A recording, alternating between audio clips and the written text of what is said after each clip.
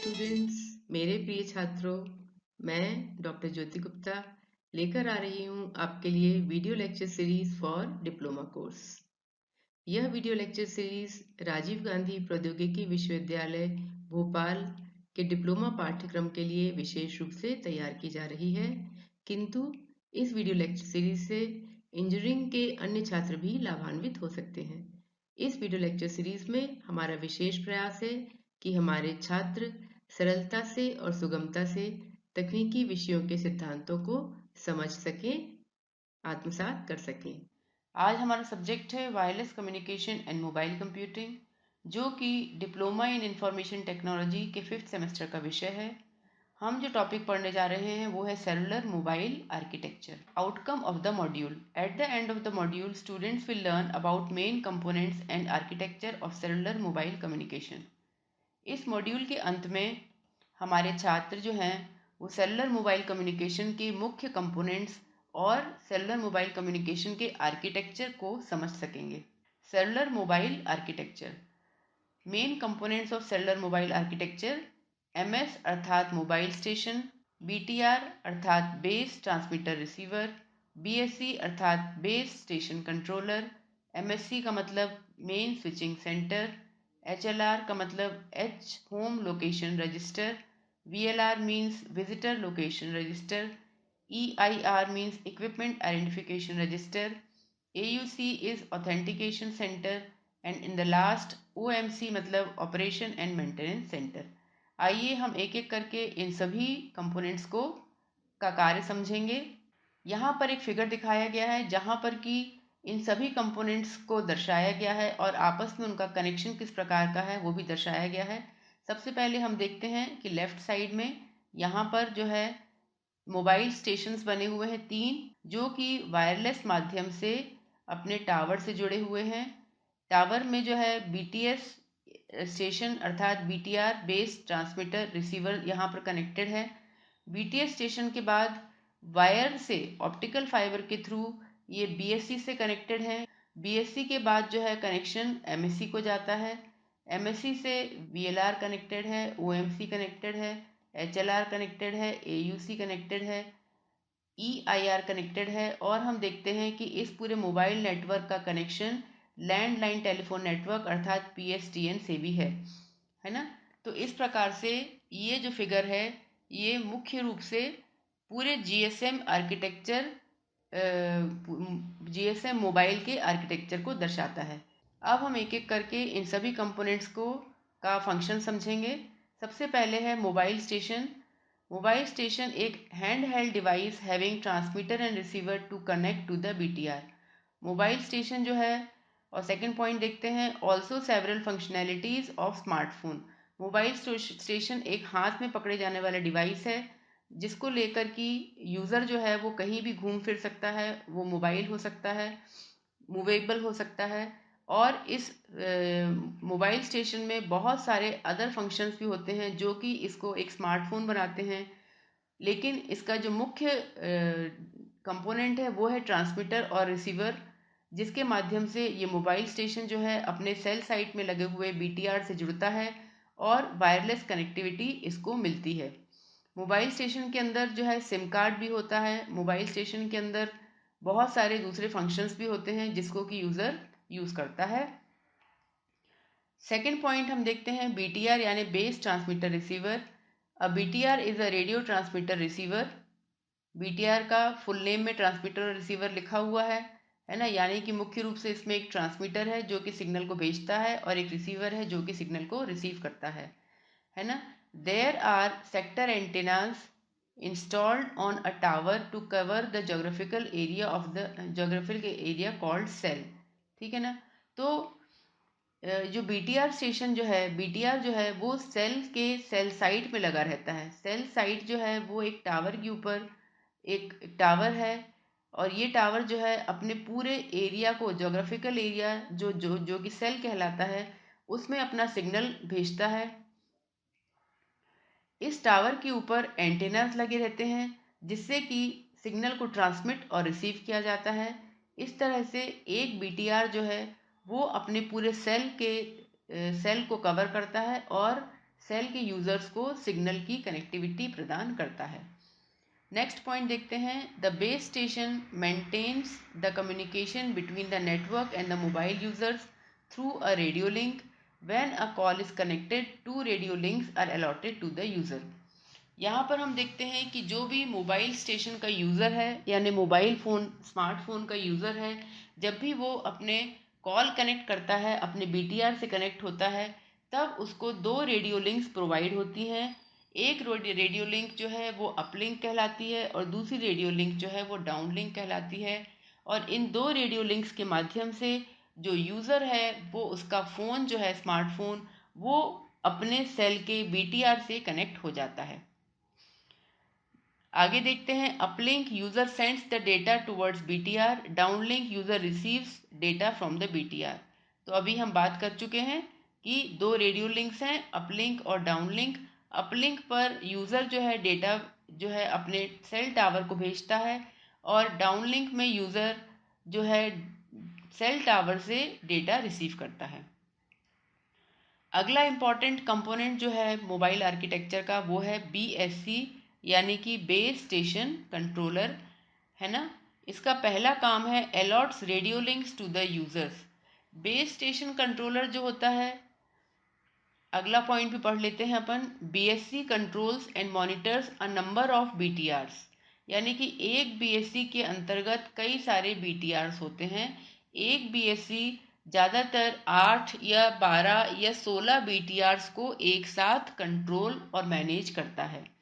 आगे हम देखते हैं कि it provides interface between BTR and mobile switching station, यानी कि जो BSC है वो BTR और MSC के बीच में इंटरफेसिंग का भी काम करता है। तो यहाँ हम देखते हैं, फिर से समझते हैं इसको, कि प्रत्येक सेल के बीच में एक BTR होता है। जितने भी सेल हैं, एक शहर को कवर करने के लिए 50 सेल्स हो सकते हैं और प्रत्येक सेल के लिए एक BTR स्टेशन होता है। तो बहुत सारे BTR स्टेशन होते हैं, लेकिन जो BSC होता है, BSC प्रत्येक 8 या 12 या 16 BTRs को कंट्रोल करने के लिए एक BSC स्टेशन होता है।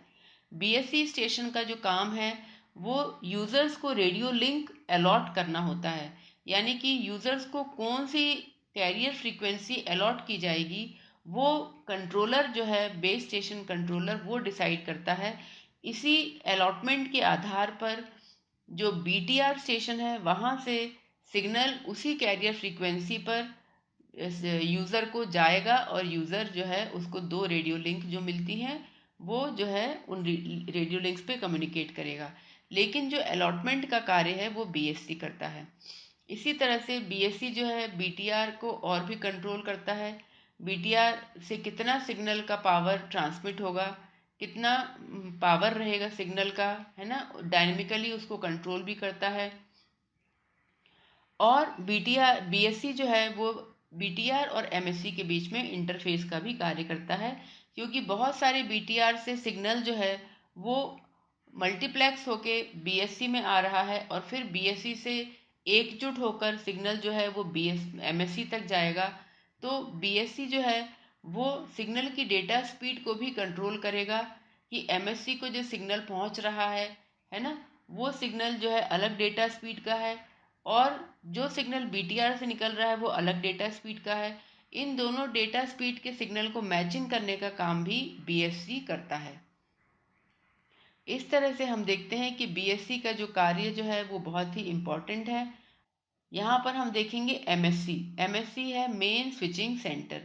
पहला पॉइंट पढ़ते हैं, MSC is the centre piece of a network switching system. The MSC is mostly associated with communication switching functions such as call setup and release. फिर पढ़ते हैं अगला point, MSC also performs routing of calls, SMS messages, conference calls, etc. MSC performs billing for services subscribed by the users. And आखिरी point, interfacing with other network such as public switch telephone network. तो हम ये देखते हैं कि MSC जो है मुख्य रूप से ये 4 काम कर रहा है। MSC जो है वो सेंटर पॉइंट है पूरे नेटवर्क का, है ना। जो भी मोबाइल नेटवर्क किसी टेलीकॉम सर्विस प्रोवाइडर ने अपने टेलीकॉम सर्विसेज को देने के लिए बिछाया है या इंस्टॉल किया है, उस पूरे नेटवर्क का जो हार्ट है, जो सेंटर पॉइंट है, वो एमएससी है। एमएससी में ही कॉल जो है वो कनेक्ट होते हैं टेम्परेली और फिर कॉल रिलीज भी होते हैं, यानी कि स्विचिंग का कार्य जो है वो एमएससी में होता है। इसके बाद जो कॉल्स की रूटिंग होती है ना, वो भी एमएससी करता है। एसएमएस अगर भेजना है तो एमएससी करता है। मल्टीमीडिया कॉल्स हैं, कॉन्फ्रेंस कॉल्स हैं, वो सब करने का काम भी एमएससी का है। एमएससी जो है वो यूज़र्स की बिलिंग भी करता है, यानी कि अगर यूज़र्स ने कौन सी टाइप की सर्विस ली हुई है और उसकी सर्विस में वो कितना डेटा पैकेज हमेशा यूज़ करता जा रहा है, और फाइनली उसका जो बिल जनरेट होगा, प्रीपेड या पोस्ट पेड बिल, वो सब का देखने का कार्य भी एमएससी करता है। इसके अलावा अगर एक नेटवर्क दूसरे नेटवर्क से जुड़ता है ना, जैसे कि बहुत सारे टेलीकॉम सर्विस प्रोवाइडर्स होते हैं, जैसे कि जियो का नेटवर्क अलग होगा, एयरटेल का नेटवर्क अलग होगा, वोडाफोन का नेटवर्क अलग होगा, बीएसएन का नेटवर्क अलग होगा, बीएसएनएल के का पब्लिक स्विच ट्रांसमिट नेटवर्क यानी कि लैंडलाइन नेटवर्क भी अलग होगा। इस तरह से हम देखते हैं कि एक जोग्राफिकल एरिया में कई सारे टेलीकॉम सर्विस प्रोवाइडर्स जो हैं वो अपने अपने मोबाइल नेटवर्क्स को इंस्टॉल करके यूज़र्स को, कस्टमर्स को सर्विस देते हैं, लाखों कस्टमर्स को सर्विस देते हैं। तो ये यूज़र्स आपस में भी एक दूसरे को कॉल कर सकते हैं, यानी कि अगर एक एयरटेल का कस्टमर है वो बीएसएनएल में कॉल कर सकता है, एक जियो का कस्टमर जो है वो बीएसएनएल के लैंडलाइन को भी कॉल कर सकता है। तो आपस में ये सारी की सारी जो नेटवर्क्स के बीच में जो इंटरकनेक्शन है वो भी एमएससी के थ्रू ही होता है। इसके बाद हम अगले पॉइंट पर चलते हैं, जो कि है होम लोकेशन रजिस्टर यानी कि HLR. HLR is a central database that contains details of each mobile phone subscriber that is authorized to use the GSM core network. For example, address, ID proof, type of service, etc. तो यहाँ हम देखते हैं कि HLR का क्या काम है। HLR एक सेंट्रल डेटाबेस है, मुख्य रूप से डेटाबेस है, जो कि एक परमानेंट डेटाबेस भी है। ये एचएलआर जो है वो अपने सारे कस्टमर्स का, सारे सब्सक्राइबर्स का, जो कि लाखों की संख्या में हो सकते हैं, उन सभी कस्टमर्स से संबंधित उनका डेटाबेस जो है उसको सेव करता है, स्टोर करता है। यानी कि जैसे कस्टमर का नेम, कस्टमर का मोबाइल नंबर, कस्टमर का एड्रेस, कस्टमर का ID proof, type of service जो कस्टमर ने ली हुई है वो, ये सभी जानकारियां किसी भी एक कस्टमर से संबंधित पूरी की पूरी जानकारी का रिकॉर्ड जो है वो एचएलआर यानी कि होम लोकेशन रजिस्टर में होता है। और ये एक परमानेंट डेटाबेस है, यानी कि इसमें जो डेटा सेव रहता है वो परमानेंटली रहता है।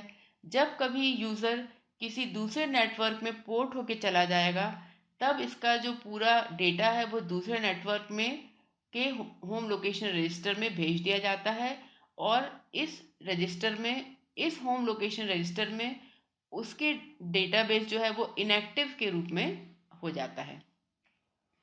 तो इस तरह से होम लोकेशन रजिस्टर जो है वो बहुत ही इम्पोर्टेंट डेटाबेस है।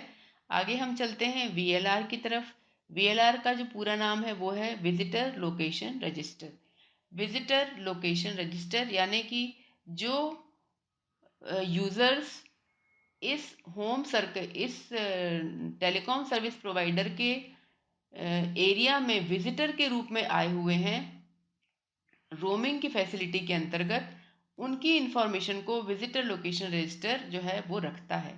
सबसे पहले देखते हैं, VLR is use to facilitate roaming. The TSPs collaborate to provide roaming facility to each others users. जो बहुत सारे विभिन्न टीएसपीज हैं, विभिन्न टेलीकॉम सर्विस प्रोवाइडर्स हैं, वो आपस में अपने यूजर्स को रोमिंग की फैसिलिटी देने के लिए आपस में कोलैबोरेट करते हैं और एक दूसरे को सर्विसेज देने के लिए जो है एमओयू साइन करते हैं।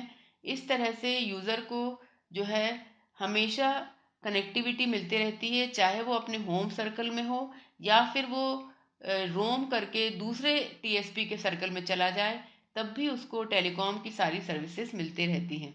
तो वीएलआर जो है मुख्य रूप से रोमिंग की फैसिलिटी को देता है। VLR का सेकंड पॉइंट देखते हैं। VLR is a temporary database of the users that have roamed into the jurisdiction of MSC which it serves। ठीक है ना।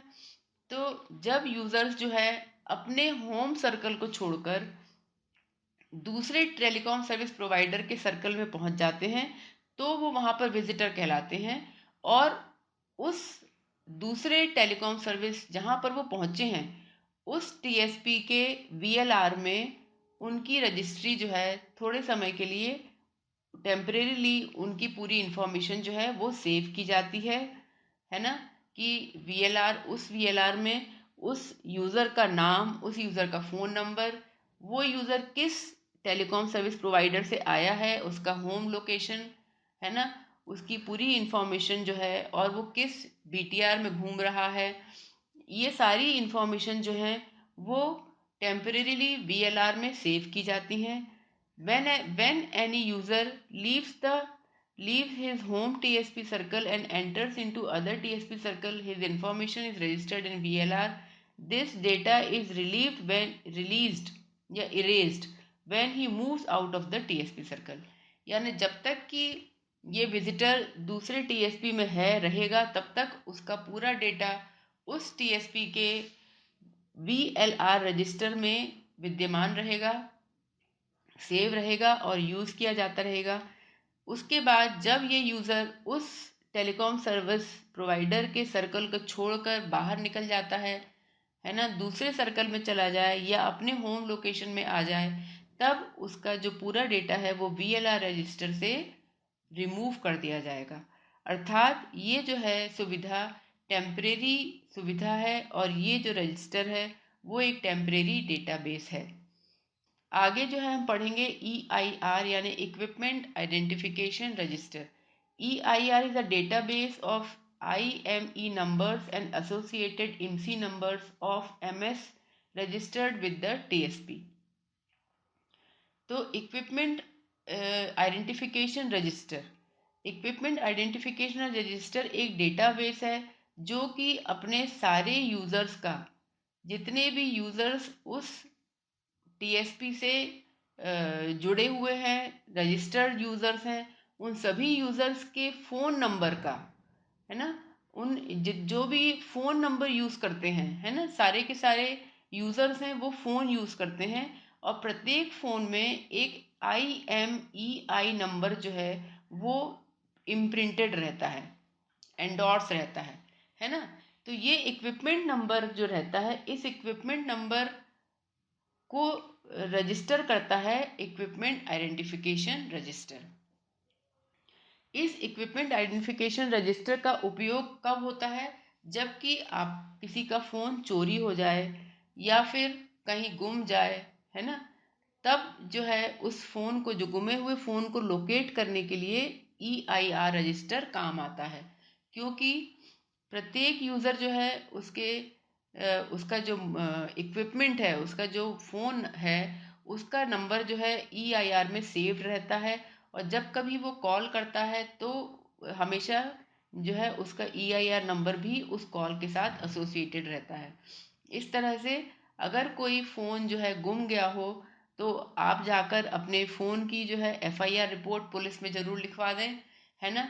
और उसके बाद हो सकता है कि पुलिस आपको 6 महीने बाद या 1 साल बाद जो है लाकर आपका फ़ोन आपको वापस कर देगी, है ना। तब आपको आश्चर्य होगा कि इतने समय बाद, तब तो आप भूल भी जाओगे ये अचानक से मेरा फ़ोन कैसे मिल गया। लेकिन जो है पुलिस जो है वो इसी EIR रजिस्टर से और EMEI नंबर से जो है आपके गुमे हुए फ़ोन को ट्रेस करती है, लोकेट करती है, और उसके बाद आपको आपका फ़ोन मिल जाता है। अब हम अगला पॉइंट देखते हैं। यहाँ पर कुछ नंबर्स के बारे में हम पढ़ेंगे। यहाँ पर ये जो नंबर्स हैं, ये जो हैं किसी भी ये नेटवर्क में, सेलुलर मोबाइल कम्युनिकेशन में ये कुछ नंबर्स बहुत इंपॉर्टेंट होते हैं। तो ये नंबर्स हम पढ़ रहे हैं। IMEI नंबर यानी कि इंटरनेशनल मोबाइल इक्विपमेंट आइडेंटिटी, है ना। This is endorsed on the MS equipment by manufacturer. It is a unique number and identifies the MS equipment, है ना। यानी कि mobile set, mobile station, mobile set जो user use कर रहा है स्मार्टफोन, प्रत्येक स्मार्टफोन का जो इक्विपमेंट है, जो उसका हार्डवेयर है ना, उस इक्विपमेंट को पहचानने के लिए IMEI नंबर होता है। तो प्रत्येक फ़ोन जिसमें अगर एक सिम का स्लॉट है तो उसमें एक नंबर होगा IMEI नंबर, और अगर उसमें 2 स्लॉट हैं तो उसमें 2 नंबर भी हो सकते हैं IMEI नंबर, है ना। तो ये एक तरह से उस इक्विपमेंट की पहचान है ना। और वो इक्विपमेंट जो है उसका नंबर, ये जो IMEI नंबर है, ये इक्विपमेंट आइडेंटिफिकेशन रजिस्टर में सेव रहता है ना। अगला हम देखते हैं MSISDN number, mobile station international service digital network. This number is used for dialling, it is up to 15 number.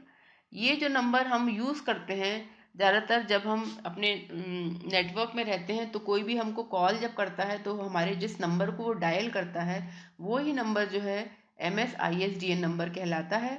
ये जो नंबर है मैक्सिमम 15 डिजिट्स का हो सकता है, लेकिन मुख्यतः हम देखते हैं अगर हम अपने ही देश में नंबर कॉल करते हैं तो वो 10 डिजिट का होता है ना। उसके आगे 2 डिजिट हमारा कंट्री कोड का रहता है, जिसमें हम अपने देश का जो कंट्री कोड है वो 91 है ना। अगर हम देखें और भी दूसरे कंट्रीज़ का तो देखेंगे कि जैसे दुबई का कंट्री कोड जो है वो 57 है ना। अमेरिका का कंट्री कोड जहाँ तक 44 है, जैसा मुझे याद है इतना, है ना। तो इस तरह से सभी कंट्रीज़ के अलग अलग कोड्स होते हैं, है ना। तो जब हम दूसरे देशों में जाते हैं तो हमारा मोबाइल नंबर जो है वो 10 के बदले 12 डिजिट का हो जाता है। तो इस तरह से जो है ये MSISDN नंबर जो है ये हमारे फ़ोन से हमको कॉलिंग के लिए जो है वो ये नंबर दिया जाता है, कॉलिंग के लिए दिया जाता है ना। इसके बाद हम देखते हैं नेक्स्ट है IMSI, international mobile subscriber identity. This number is the identity of the mobile subscriber in the TSP network. The user information is linked with the IMSI। इसको हम शॉर्टकट में IMSI भी कहते हैं। तो ये जो नंबर है, ये जो टेलीकॉम सर्विस प्रोवाइडर है वो अपने प्रत्येक कस्टमर को एक IMSI नंबर अलॉट करता है। वो अपने कस्टमर्स को उसके नाम से नहीं पहचानता, बल्कि इस IMSI नंबर से उसको आइडेंटिफाई करता है। जितनी भी कस्टमर रिलेटेड इंफॉर्मेशन है वो पूरी IMSI से लिंक्ड होती है, और उसके बाद ये पूरी इंफॉर्मेशन HLR में के डेटाबेस में सेव होती है ना। तो IMSI नंबर जो है वो एक्चुअली कस्टमर की आइडेंटिटी IMSI नंबर जो है वो भी 10 डिजिट का होता है ना। और ये नंबर जो है प्रत्येक कस्टमर का रहता है, और मोबाइल सर्विस प्रोवाइडर जो है वो इस नंबर को अलॉट करता है। हमको ये नंबर नहीं पता रहता है, जो कॉमन यूज़र्स हैं उसको अपना IMSI नंबर नहीं मालूम होगा, लेकिन ये IMSI नंबर जो है वो उसके HLR रजिस्टर में सेव है ना। इसके बाद हम देखते हैं अगला TMSI, मतलब टेम्परेरी मोबाइल सब्सक्राइबर आइडेंटिटी। इसको हम टिम्सी भी कहते हैं। तो TMSI is a temporary identification number that is used in the network instead of IMSI to ensure the privacy of the mobile subscriber. This is a temporary number temporarily allotted to the user for every new call. The TIMSI prevents tracing of the identity of the mobile subscriber by interception of the traffic on radio. तो अब ये देखते हैं, अब security के point of view से टिम्सी आया है ना। टिम्सी नंबर जो है वो टेम्परेरी एक नंबर है, यूनिक नंबर है। जब भी कोई यूज़र कॉल करेगा तो उसके कॉल के साथ एक्चुअली IMSI नंबर जाना चाहिए, है ना। जो जब भी वो कॉल करेगा तो क्योंकि उसकी आइडेंटिफिकेशन है IMSI, तो IMSI नंबर जो है उस कॉल से एसोसिएट होएगा।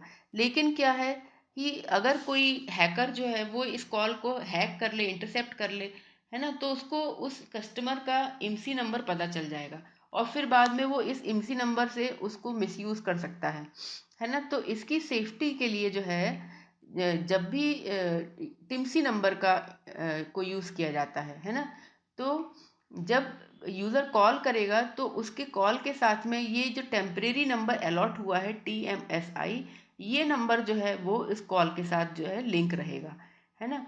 और जब भी यूज़र कॉल करेगा हमेशा उसको नया टिम्सी नंबर अलॉट हो जाएगा। तो इस तरह से प्रत्येक कॉल में उसका टिम्सी नंबर चेंज होता रहेगा, है ना। तो इस तरह से कोई भी अगर उसका कॉल को हैक करता है तो वो उसको पता नहीं चल पाएगा कि इसका यूज़र का एक्चुअल IMSI नंबर क्या है ना। तो इस तरह से ये इसकी जो टिमसी नंबर है वो सिक्योरिटी प्रदान करने के लिए यूज़ किया जाता है। अगले स्लाइड पर हम देखेंगे AUC यानी ऑथेंटिकेशन सेंटर, है ना। Authentication centre is a component to authenticate each SIM card that attempts to connect to the GSM core network, typically when the mobile station is powered on. Second point, once the authentication is successful, the HLR is allowed to manage the SIM and services described above. अब हम देखते हैं कि authentication centre का क्या काम है। Authenticate, जब भी कोई मोबाइल यूज़र जो है पावर ऑन करता है, जैसे ही वो पावर ऑन करता है तो उसका मोबाइल जो है उसकी BTR स्टेशन से कनेक्ट होता है और ऑथेंटिकेशन सेंटर से भी कनेक्ट होता है। ऑथेंटिकेशन सेंटर जो है वो तुरंत ऑथेंटिकेट करता है कि ये जो यूज़र है इसका MS, इसका IMSI नंबर, इसका MSISDN नंबर, ये सारे के सारे जो है वो प्रॉपर है कि नहीं, करेक्ट है कि नहीं, उस यूज़र से लिंक्ड है कि नहीं, है ना। उसकी ऑथेंटिकेशन करता है। जब ये ऑथेंटिकेशन हो जाती है उसके बाद ही यूज़र अपने फ़ोन को यूज़ कर सकता है कॉलिंग के लिए या चैटिंग के लिए या जो भी उसको यूज़ करना है ना। तो जब भी पावर ऑन होता है उस समय यूज़र का ऑथेंटिकेशन होता है। ऑथेंटिकेशन पूरा होने के बाद जो यूज़र जो है वो अपना सर्विसेज सारी उसकी चालू हो जाती हैं। Once the authentication is successful, the HLR is allowed to manage the SIM and services described above. फिर हम देखते हैं an encryption key is also generated that is use to encrypt all wireless communication, voice, SMS data etcetera between the mobile phone and the core network. तो authentication centre जो है वो एक काम और कर रहा है कि एनक्रिप्शन की भी जनरेट कर रहा है। आजकल हम देख रहे हैं कि पूरा एंड टू एंड एनक्रिप्शन होता है, मतलब कि यूज़र जो है वो एक यूज़र से स्टार्ट होके दूसरे यूज़र के एंड तक पूरा का पूरा कम्युनिकेशन एनक्रिप्टेड रहता है। कोई और अगर इसको हैक कर ले तो भी वो इसको डिक्रिप्ट नहीं कर सकता और इस इंफॉर्मेशन को रीजनरेट नहीं कर सकता। तो जो एनक्रिप्शन का कार्य है वो भी AUC कर रहा है। अगला हम देखते हैं इसका जो कंपोनेंट है वो क्या है, OMC, operation and maintenance centre. तो अभी हम जो है वो आखिरी इसके कंपोनेंट पे आ गए हैं, है ना, इस पूरे आर्किटेक्चर के। तो ONM जो है वो है operation and maintenance centre. OMC monitors all the activities of communication undergoing in the TSP circle, है ना। अगला point, it has ONM software for monitoring activities and troubleshooting problems. तीसरा point, the technical team monitors the OMC, है ना। तो अब हम देखते हैं कि OMC जो है ऑपरेशन एंड मेंटेनेंस जो है वो पूरे TMC में, पूरे टेलीकॉम सर्विस प्रोवाइडर के पूरे सर्कल में, चाहे वो स्टेट के बराबर सर्कल हो, जोग्राफिकली बहुत बड़ा सर्कल हो, उस पूरे सर्कल में पूरे कम्युनिकेशन की कैसी कैसी एक्टिविटीज़ हो रही हैं, कितने सारे कॉल्स जनरेट हो रहे हैं, कितने सारे कॉल्स जो हैं वो रिलीज़ हो रहे हैं, कितने सारे कस्टमर्स जो हैं वो इंटरनेट को एक्सेस कर रहे हैं विभिन्न समय पर, है ना। ये पूरी की पूरी एक्टिविटीज़ को OMC सेंटर मॉनिटर करता रहता है। इनका एक अच्छा एक सेंटर होता है जिसमें कि बहुत सारे कंप्यूटर्स जो हैं वो इंस्टॉल्ड रहते हैं और उनके ऊपर ONM सॉफ्टवेयर जो है वो रन करता रहता है। पूरे समय इनकी एक्टिविटीज़ जो है वो दिखते रहती हैं। एक टीम होती है लोगों की, टेक्नीशियंस की टेक्निकल टीम होती है जो कि OMC सेंटर पे हमेशा बैठी रहती है और इस जो जो भी एक्टिविटीज़ हो रही हैं कम्युनिकेशन की उन पर नज़र रखती हैं, उनको ऑपरेट करती हैं। जब कभी कहीं टेक्निकल फॉल्ट आ जाता है तो ये जो OMC सॉफ्टवेयर है वो इस टेक्निकल फॉल्ट को दर्शाता है, एरर रिपोर्ट करता है और उसके बाद उस टेक्निकल फॉल्ट को कई बार वहीं पर उसको सुधारा भी जा सकता है और अगर वहाँ पर उस पोजीशन पर वो सुधारी नहीं सुधर पाता है तो फिर टेक्नीशियंस को जो है अगर फील्ड पर भेजना पड़े तो भी फील्ड पर भेजकर जो है वो फॉल्ट को सुधारा जाता है। तो इस तरह से जो OMC सेंटर है, ऑपरेशन एंड मेंटेनेंस सेंटर, वो पूरी उसकी टीम और उसके सॉफ्टवेयर्स मिलकर इस पूरी कम्युनिकेशन, मोबाइल कम्युनिकेशन की प्रक्रिया को मॉनिटर करते रहते हैं और इसकी ट्रबल शूटिंग करते रहते हैं। तो इस तरह से हमने आज जो है मोबाइल कम्युनिकेशन के आर्किटेक्चर को अच्छे से समझा, हमने ये समझा कि इसके विभिन्न कंपोनेंट्स क्या हैं और उन कंपोनेंट्स के फंक्शंस क्या हैं, ये कंपोनेंट्स आपस में किस प्रकार से कनेक्टेड हैं। इसके बाद हमने कुछ मुख्य जो नंबर्स हैं, जो कि इस यूज़र से रिलेटेड नंबर्स हैं, जैसे कि EMEI number, EMSI number, MSISDN number, TMSI number, ये कुछ नंबर्स के बारे में भी हमने पढ़ा जो कि एक सब्सक्राइबर से संबंधित रहते हैं।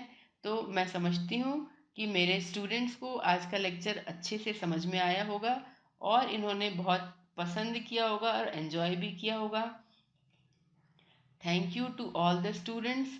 आपको मेरा लेक्चर पसंद आए, आप मेरे चैनल को लाइक करिए, शेयर करिए, सब्सक्राइब करिए और वेट करिए मेरे अगले लेक्चर का। तब तक stay fit, stay healthy, good bye.